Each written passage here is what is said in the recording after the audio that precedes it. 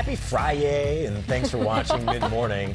This week, 3 Americans won the Nobel Prize for their years of work on circadian rhythms. They're also known as body clocks that tell us when to go to sleep and when to wake up. So Heather went in search for answers to this really good question: can we change our body clocks? Right. And Heather, we have a lot of questions. I know, because the part of the question was, are you a morning person or a night owl? And I don't know what you guys are. Yeah, if you go to bed at 7 and wake up at 2... What is that? You're broken. You're just, I think you're just a broken you're different. person. Yeah, I think that's what we are. I feel like a little bit of an expert on this subject as someone who has gone to many sleep doctors. Then take it away. No, you actually really went to the experts. So a lot of us that kind of work these weird shifts, will take melatonin to kind of help us fall asleep. And it seems like that is what's driving a lot of this stuff. So melatonin is a hormone that our body creates, and essentially tells us, okay, now it's time to go to sleep, because it tells us that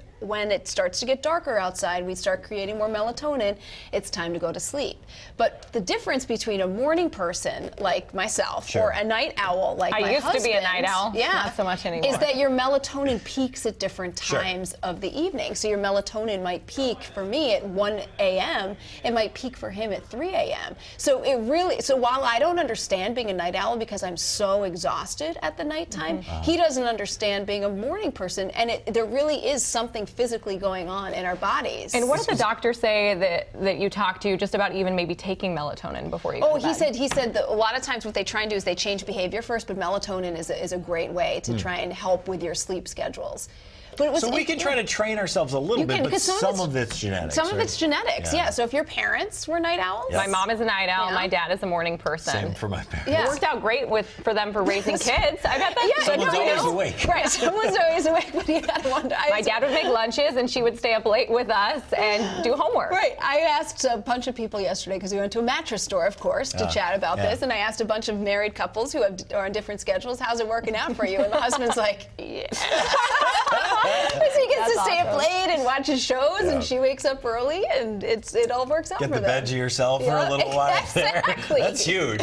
All right, so what are some things people can do to train themselves? They can train. So a lot of this is genetic, but they can train themselves, because, you know, if you're supposed to be at your job at 7 a.m. and you're a night owl, that's not going to work out. What about so a darker room? Darker room at night, but then what happens is if you want to become a morning person, sorry to say this, you have to set your wake-up time. And if it's 6 a.m., it's got to be 6 a.m. every day. There are no sleeping in. There are no snooze buttons. 6 a.m. You guys to 6 never sleep in anyway. No.